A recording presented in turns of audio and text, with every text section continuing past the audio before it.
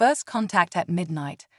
Sarah Chen never expected her ordinary night shift at Memorial Hospital's research lab to change her life forever. The rhythmic hum of medical equipment and the soft glow of computer screens kept her company as she analyzed patient samples, occasionally glancing at the clock that read just past midnight. As the lead researcher in reproductive medicine, her work involved helping couples overcome fertility challenges.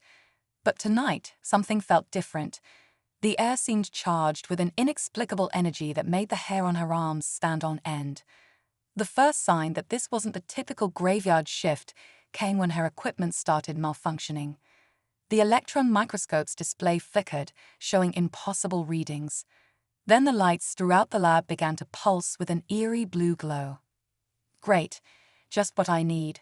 Faulty wiring," Sarah muttered, reaching for her phone to call maintenance.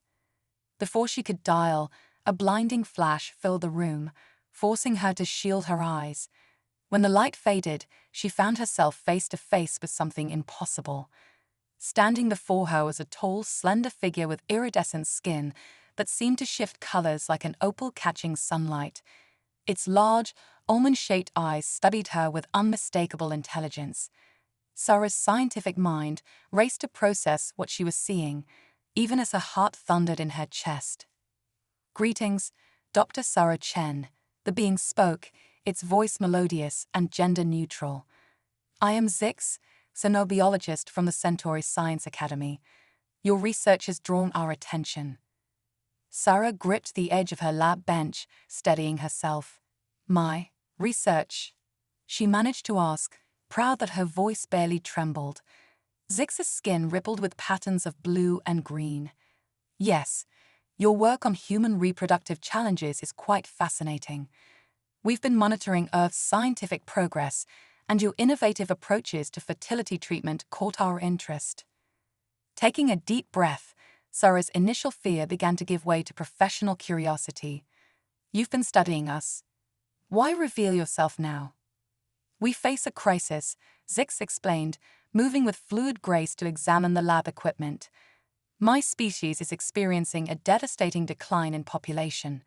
Despite our advanced technology, we cannot solve our reproductive challenges. We believe studying human fertility might hold the key." Sarah's mind raced with the implications. "You want to collaborate on reproductive research?" "Precisely. Your species, despite its technological limitations, has remarkable reproductive resilience and adaptability. We propose an exchange of knowledge. Our advanced technology for your insights into biological reproduction." Before Sarah could respond, Zix produced a small crystalline device that projected holographic images of their world, vast cities of crystalline structures, medical facilities that looked centuries ahead of Earth's best technology, and statistical data showing their population's decline. "This is incredible," Sarah breathed, her researcher's mind already considering the possibilities. "But why me? Why not approach our governments or major research institutions?" Zix's skin shifted to a warm golden hue. "We've observed how your governments handle first contact scenarios in your entertainment media. We prefer the more direct approach. Your dedication to helping others, your innovative thinking, and your discretion made you an ideal candidate." Sarah couldn't help but laugh. "You watched our sci-fi movies and decided to avoid the bureaucracy. Smart move." "Indeed. However, time is critical. Will you help us, Dr. Chen? This could advance both our species' understanding of reproduction exponentially." Sarah looked around her lab, her ordinary, suddenly not so ordinary lab, and thought about the implications. Working with alien technology could revolutionize fertility treatment on Earth. But the risks, the secrecy, the sheer magnitude of what she was being asked to do. "I have conditions," she said firmly, her scientific training kicking in. "Everything must be documented. All research must be ethical and safe. And ultimately, the findings must benefit both our species." Zix's skin rippled with what seemed like approval. "We anticipated nothing less from you, Dr. Chen. Shall we begin?" As Sarah nodded, sealing their agreement, she couldn't help but wonder how she would explain this in her research notes. Day 1. Began interstellar collaboration on reproductive medicine with alien scientist. At least the night shift would never be boring again. The lab's blue emergency lights continued to pulse softly, casting otherworldly shadows as human and alien began their unprecedented collaboration. Sarah's ordinary research into human fertility was about to become the foundation for something extraordinary, a bridge between two species seeking to ensure their futures. Little did Sarah know, this midnight encounter would not only change her career, but would challenge everything humanity thought they knew about reproduction, evolution, and their place in the universe. Unexpected discoveries. As dawn broke over Memorial Hospital, Sarah found herself in an entirely different world from the one she'd known just hours before. Her lab, normally pristine and orderly, now housed an array of crystalline devices that Zix had somehow materialized from their transport beam. The alien technology pulsed with soft, bioluminescent light that made her standard medical equipment look primitive by comparison. Your cellular reproduction process is remarkably inefficient, Zix observed, their skin shifting to a contemplative purple as they studied human embryo samples through what appeared to be a quantum microscope. Yet somehow, it works better than ours. Fascinating. Sarah leaned closer, amazed by the level of detail the alien device revealed. What exactly is happening with your species' reproduction? She asked, her scientific curiosity overcoming any remaining hesitation. Zix's skin darkened to a deep blue. We evolved beyond biological reproduction centuries ago, opting for controlled genetic recombination. It seemed more efficient at the time. They projected a holographic display showing their species' reproductive history. But now, each new generation shows increasing signs of genetic instability. We're literally beginning to fall apart at a molecular level. You're saying you've engineered your cells into a corner? Sarah asked, beginning to understand the gravity of their situation. Precisely. We removed too many of the inefficiencies that, as we now realize, served crucial evolutionary purposes. Your species still maintains these seemingly redundant systems, and they're proving to be your greatest strength. As they worked through the morning, Sarah had to occasionally pinch herself to remember this wasn't some sleep-deprived hallucination. She called in sick to her regular shift, buying them time to work uninterrupted.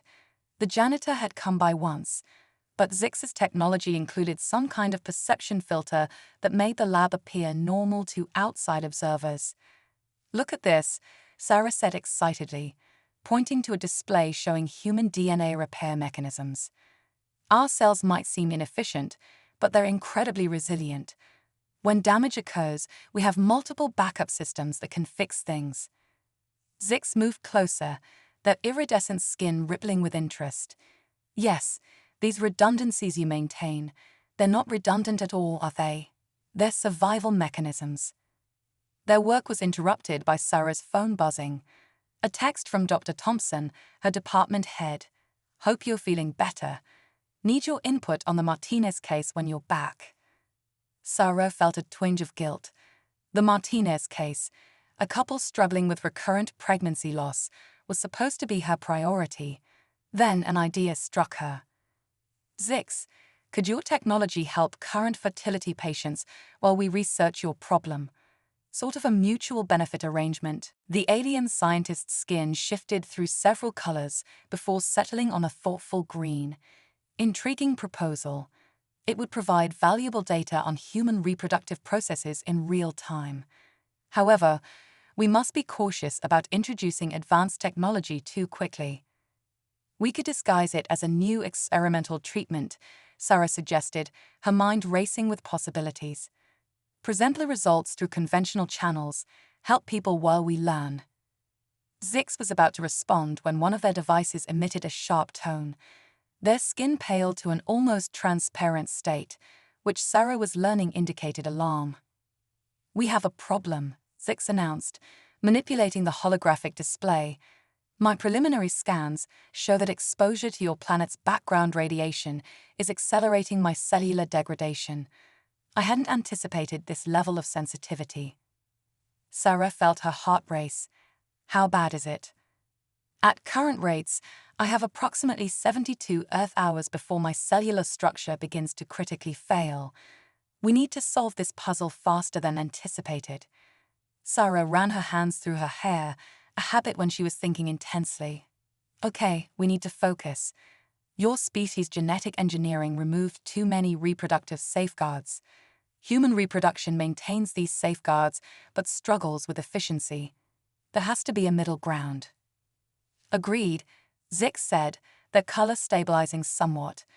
But we need to work quickly. And they hesitated, skin flickering uncertainly. I haven't been entirely forthcoming about something. Sarah felt her stomach tighten. What do you mean? I'm not just any scientist from my world. I'm carrying the last viable genetic template for our species' future generations. If I fail, Zix's skin turned a deep, sorrowful indigo. I'm literally my people's last hope. The weight of this revelation hit Sarah like a physical force. She wasn't just helping with an interesting scientific problem anymore. She was holding the future of an entire civilization in her hands. Looking at her alien companion, now more vulnerable than ever, Sarah squared her shoulders. Then we better not fail. Let's get to work. As they turned back to their research, Sarah couldn't help but wonder what other surprises awaited them in the race against time. With only 3 days to solve an interstellar reproductive crisis, while maintaining her cover at the hospital and potentially helping her human patients, she was beginning to realize that this might be the most important work anyone on Earth had ever undertaken.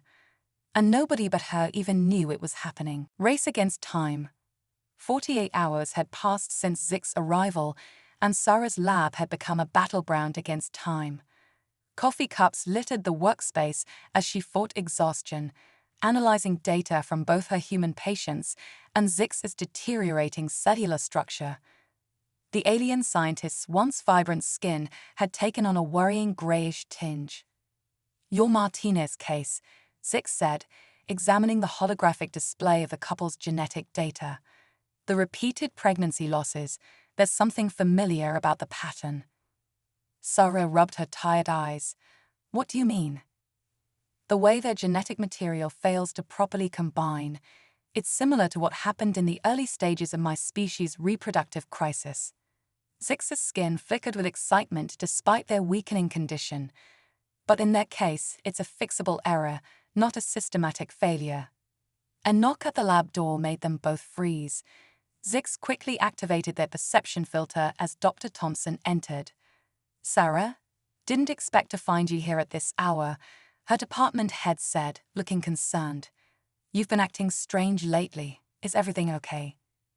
Just caught up in some promising research, Sarah managed, trying to act normal while standing in front of what appeared to her as a revolutionary alien laboratory. The Martinez case. I think I'm onto something. Dr. Thompson stepped closer, making Sarah's heart race as he nearly walked through one of Zix's invisible devices. You look exhausted. Maybe you should take a break. Just then, one of Zix's machines emitted a high-pitched whine. To Sarah's horror, the perception filter flickered momentarily. Dr. Thompson blinked, looking confused. What was that? And why does the air look strange? Before Sarah could formulate an excuse, Zix made a decision that changed everything.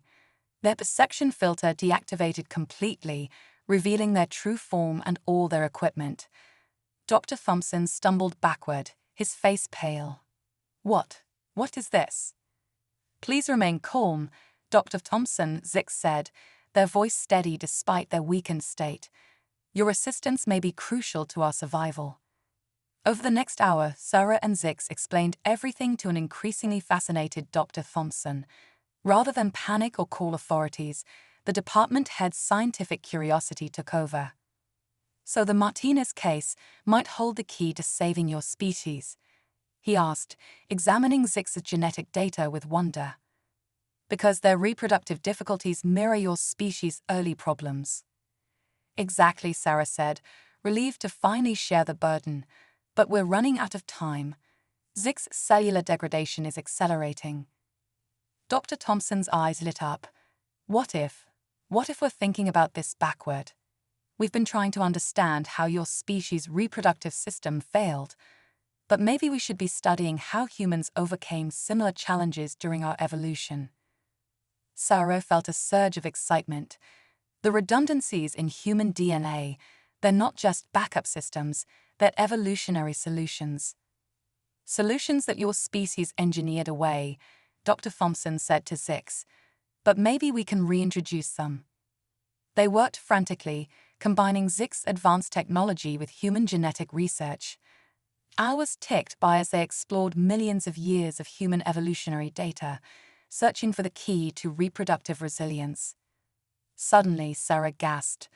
Look at this. The same genetic markers that caused problems in the Martinez case. They appear in ancient human DNA. But over time, our species developed multiple pathways to work around them. And these pathways, Zix said, their skin brightening slightly with hope, they're exactly what we eliminated in our pursuit of efficiency. Dr. Thompson leaned forward excitedly. If we can isolate these adaptive mechanisms and incorporate them into your genetic template, we might be able to save both the Martinez family and Zix's species, Sarah finished. But as they prepared to test their theory, Zix suddenly collapsed, their skin turning almost transparent. My cellular structure, it's failing faster than anticipated, they gasped. We need to act now, Sarah said urgently. Dr. Thompson, help me calibrate the genetic recombination device. We'll have to skip the usual testing protocols. The risk, Zix whispered, is necessary, Sarah finished firmly. We're not losing you, not when we're so close. As they worked to save Zix's life and potentially their entire species, Sarah couldn't help but appreciate the irony. Here they were, using primitive human reproductive mechanisms to save an advanced alien civilization that had engineered itself too close to perfection. The lab hummed with energy as they initiated the genetic reconstruction process. Success would mean not only saving Zix, but also providing hope for countless human couples struggling with fertility. Failure would mean the end of an entire alien civilization.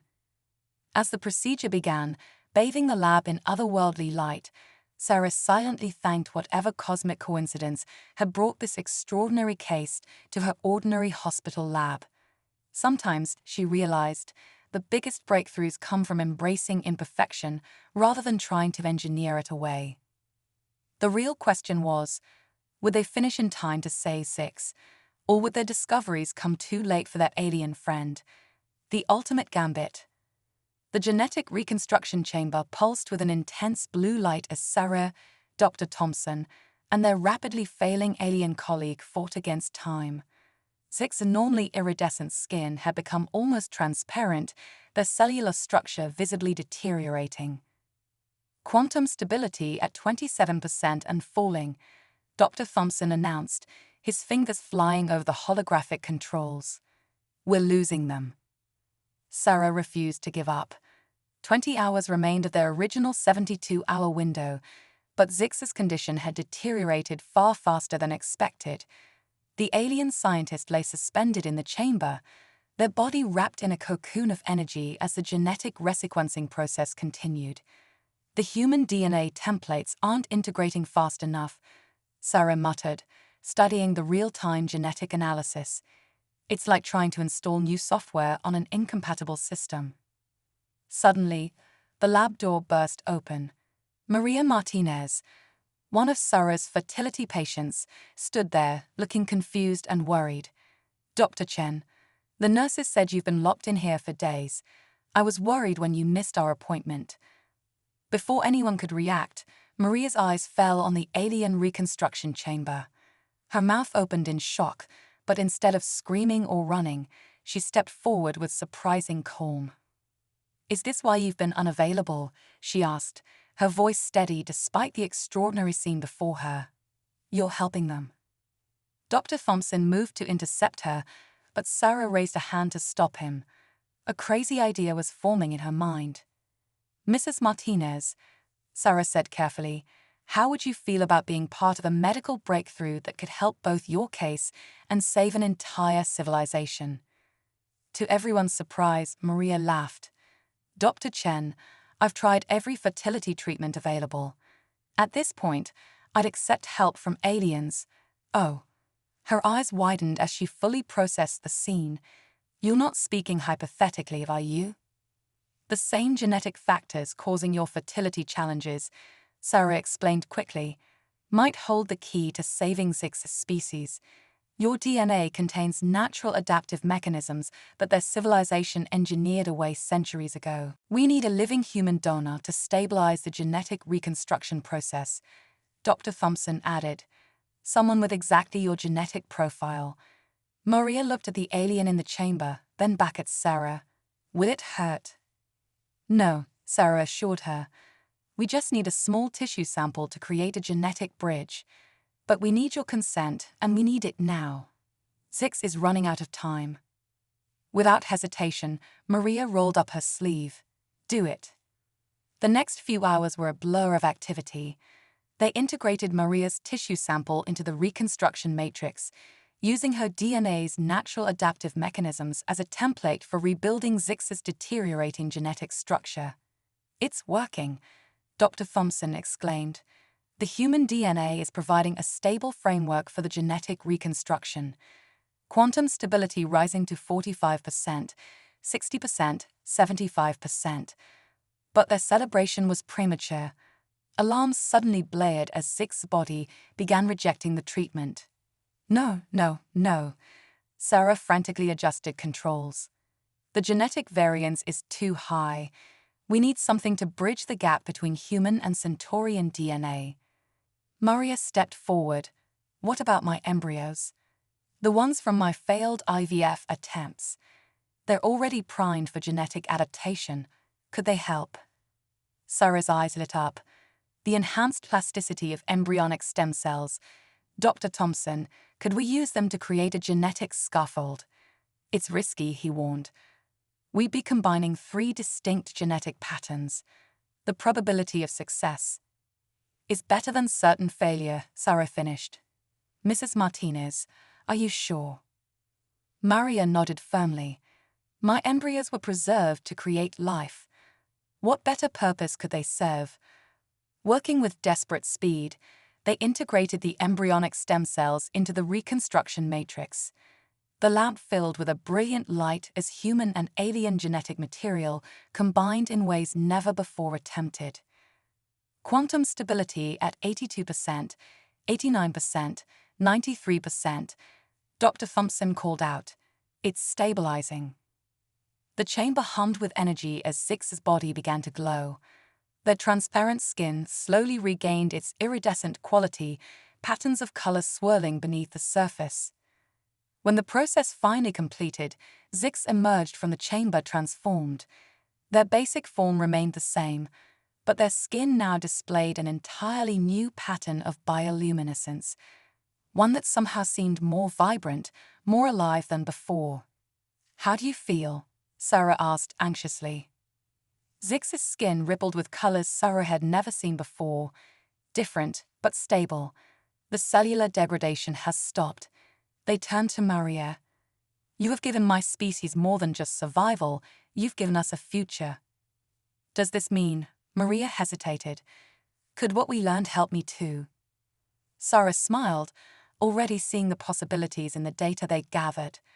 The genetic techniques we developed here could revolutionize fertility treatment. Your gift might end up helping countless families. As they began discussing the implications of their breakthrough, a new alert sounded from one of Zix's devices. But this time, it wasn't warning of danger. My people, Zix announced, their skin glowing with joy. They're coming. They received my signal, the one indicating success. We did it. We actually did it. The lab fell silent as they absorbed the magnitude of what they'd accomplished. In trying to save one alien scientist, they'd found a way to save an entire civilization and potentially help countless human families in the process. But as Sarah watched the first hints of dawn creep through the lab windows, she realized their work was far from over.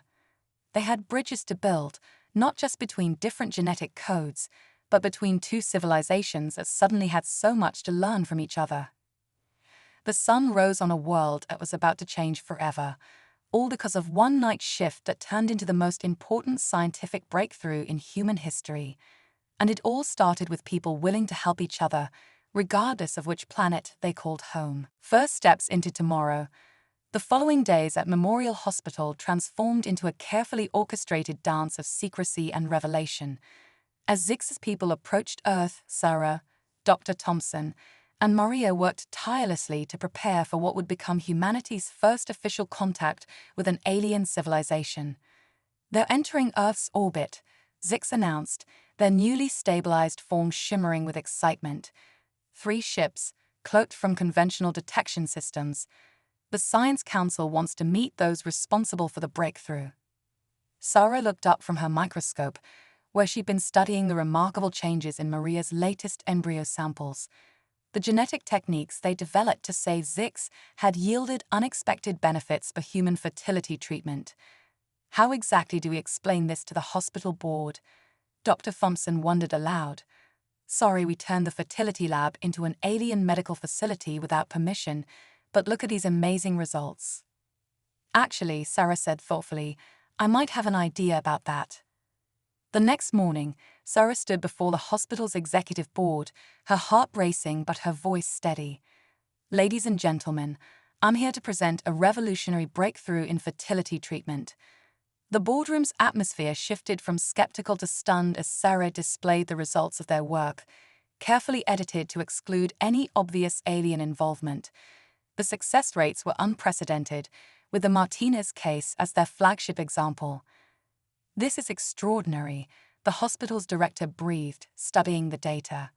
How did you achieve this? Through an unexpected collaboration, Sarah replied carefully. Right on cue, the boardroom door opened. A figure entered, Zix, but not as their true self. Thanks to their advanced camouflage technology, they appeared as Dr. Zara Xavier, a visiting researcher with impeccable, albeit artificially created, credentials. Dr. Xavier represents a private research foundation, Sarah explained, maintaining her composure. They developed proprietary technology that, combined with our methods, has produced these remarkable results. The board members leaned forward, suddenly very interested. Words like patents, exclusive rights, and global leadership filled the air. Sarah caught Dr. Thompson hiding a smile behind his hand. Later that evening, as they prepared for the real meeting to come, Maria arrived at the lab with unexpected news. I'm pregnant, she announced, her eyes shining. The treatment worked, really worked. The genetic markers show perfect stability. Zix's skin rippled with joy. The first success of many to come, they said softly. Your child will be born into a world on the brink of tremendous change. As if to emphasize their words, a subtle vibration ran through the building.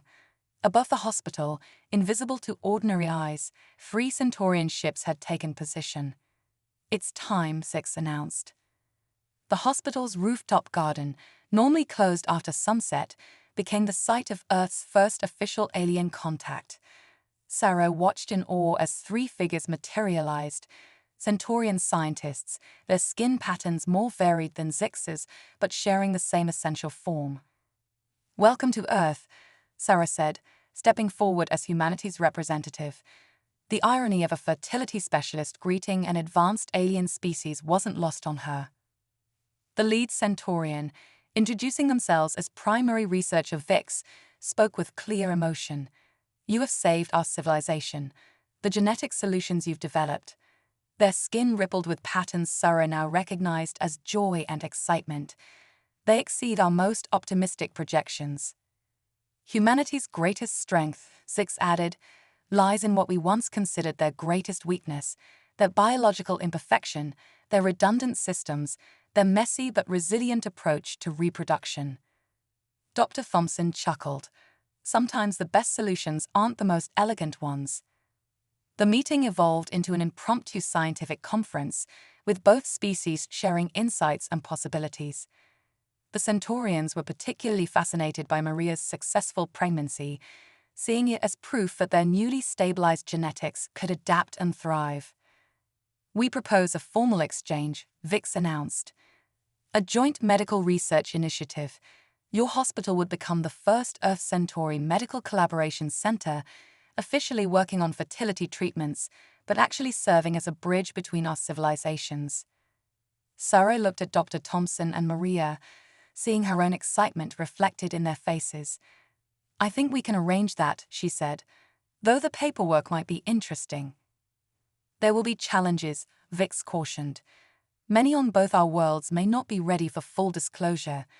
We must proceed carefully, building trust through medical breakthroughs before revealing the full scope of our cooperation."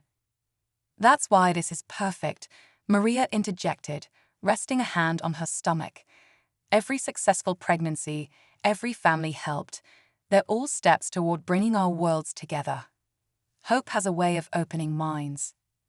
As they continued planning late into the night, Sarah reflected on how much had changed in just a few days.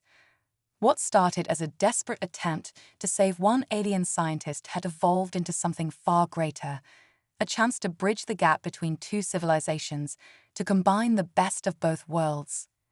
The stars seemed brighter somehow, as if celebrating the unprecedented collaboration taking place on that rooftop. Humanity's first steps into a larger universe hadn't come through war or grand diplomatic gestures, but through something much more fundamental: the shared desire to create and nurture new life. And somewhere in the hospital below, in a carefully preserved sample, the first successful human-assisted Centaurian genetic sequence waited to become part of their new shared future. Life, in all its imperfect glory, would find a way forward together. Bridging two worlds. 6 months had transformed Memorial Hospital's fertility wing into something extraordinary. Behind carefully maintained privacy screens and sophisticated Centaurian cloaking technology, human and alien medical science worked in harmony. Sarah found herself at the center of it all, bridging two worlds while keeping the biggest secret in human history. "Another successful implantation," Sarah announced, reviewing the latest patient data. The woman on the screen, another seemingly impossible case, now showed strong signs of early pregnancy. Beside her, Zix's skin rippled with satisfaction. 28 successes in 6 months, they noted, each one teaching us more about genetic adaptability. Their own form had continued to evolve, the human DNA incorporated into their genetic structure, creating unexpected but fascinating changes. Maria Martinez, now visibly pregnant, had become the unofficial ambassador. Her regular checkups served as cover for coordinating between human and Centaurian medical teams. Her unborn child, conceived using their revolutionary combined techniques, represented hope for both species. "The morning sickness is worth it," Maria joked during one such visit, watching in amazement as alien technology rendered her developing baby in perfect holographic detail. "Though trying to explain to my mother why my obstetrician glows sometimes has been interesting." But beneath the successes lurked growing challenges. Dr. Thompson burst into the lab one morning, his face grave. "We have a problem. The CDC is asking questions about our experimental fertility treatment. They want to inspect the lab." Sarah felt her heart race. They'd known this day would come. The results were too remarkable to go unnoticed forever. "When?" "Next week. And that's not all." One of the night nurses claims she saw strange lights and impossible things during her rounds. Zix's skin darkened with concern. "Perhaps it's time for the next phase. My people are ready, if yours are." The next phase had been debated extensively among their small group of conspirators. The Centaurians believed in gradual disclosure, introducing their presence slowly through medical breakthroughs and scientific collaboration rather than dramatic announcements. "I'll call an emergency meeting," Sarah decided. "Get everyone together tonight." That evening, their unique team gathered in the rooftop garden: Sarah, Dr. Thompson, Maria, Zix, and representatives from the Centaurian Science Council. The night sky above them held more watching eyes than most humans realized, as cloaked ships maintained their quiet vigil over this first experiment in cooperation. "We can't hide forever," Maria argued, one hand resting on her swollen belly. "Every successful pregnancy, every baby born, they're going to want answers, real ones." "The question isn't whether to reveal ourselves," Vix, the Centaurian primary researcher, noted. "It's how to do so without causing panic or losing the trust we've built." Sarah stood, drawing their attention. "I have a proposal. The CDC inspection. What if we use it? Not to hide, but to reveal just a little." Her plan was audacious but elegant. They would allow the inspection, carefully stage managing what the CDC team would see. They would reveal a breakthrough in fertility treatment that, while extraordinary, wouldn't immediately suggest alien involvement. Then, over time, they would release more information, each revelation building on the last. A trail of breadcrumbs, Dr. Thompson mused, leading humanity gradually toward the truth. Meanwhile, Sarah continued, "We continue our work. Every success story becomes part of the narrative. When people finally learn the full truth, they'll already have seen the benefits of our cooperation." The Centaurians conferred among themselves, their skin patterns shifting in their species equivalent of animated discussion. Finally, Vix turned back to the group. "We agree, but we wish to add something. It's time to expand the program." They projected a holographic map showing medical facilities around the world, other hospitals, other doctors.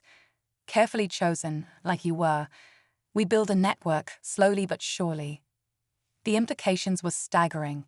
What had started in one hospital lab could become a global initiative, helping countless families while quietly preparing humanity for a larger truth. As they worked out the details, Maria suddenly gasped, clutching her stomach. Everyone froze. "The baby," she whispered. I think it's time." What followed was perhaps the most unique delivery in human history. Human doctors worked alongside Centaurian medical experts, their combined technology monitoring every aspect of this unprecedented birth. Sarah found herself both doctor and witness to history. Hours later, as a healthy baby girl's first cries filled the delivery room, Sarah noticed something remarkable. Under the standard hospital lights, the child looked perfectly normal. But when Zix activated their specialized scanning equipment, they could see subtle patterns beneath the skin, hints of bioluminescence, a gift from the Centaurian DNA that had helped make her existence possible. "The first of a new generation," Zix said softly. "Neither purely human nor Centaurian, but something beautifully in between." Maria held her daughter, tears of joy streaming down her face. "She's perfect." Looking at this tiny pioneer, Sarah understood that their work had created more than just a medical breakthrough.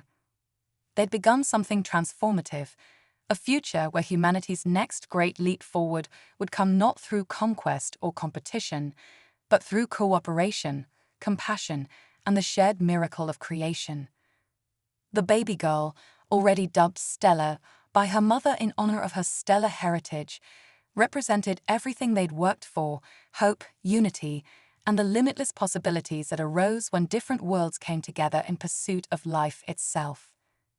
As dawn broke over the hospital, painting the sky in colors that seemed brighter somehow, Sarah realized that their secret wouldn't be secret much longer. But maybe that was exactly as it should be. The truth, like life itself, had a way of emerging when the time was right. The future they'd imagined 6 months ago was already here, crying in its mother's arms. Now they just had to help the rest of the world catch up to the miracle they created. When two worlds unite. 1 year after Zix's desperate landing in her lab, Sarah Chen stood before the United Nations General Assembly. The room buzzed with anticipation and no small amount of skepticism as she prepared to make history.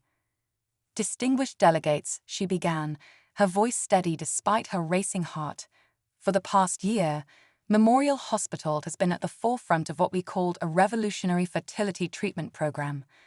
Today, we reveal the full truth behind our breakthroughs." On cue, Zix materialized beside her, dropping their human disguise. Gasps filled the chamber, followed by shocked murmurs. Security personnel moved forward but were stopped by a raised hand from the Secretary General, who had been quietly briefed weeks before. "My name is Zix," the alien scientist announced, their skin shimmering with calming patterns. "And thanks to humanity's help, my species survived." The chamber erupted in chaos, but what followed over the next hours was not panic, but profound revelation. Sarah and Zix presented their story, backed by irrefutable evidence, medical records, genetic data, and most convincingly, testimonials from the families they'd helped. Maria Martinez took the podium, holding baby Stella. "This child," she announced, "represents the future we can build together. She carries within her the best of both our species, not just genetically, but symbolically."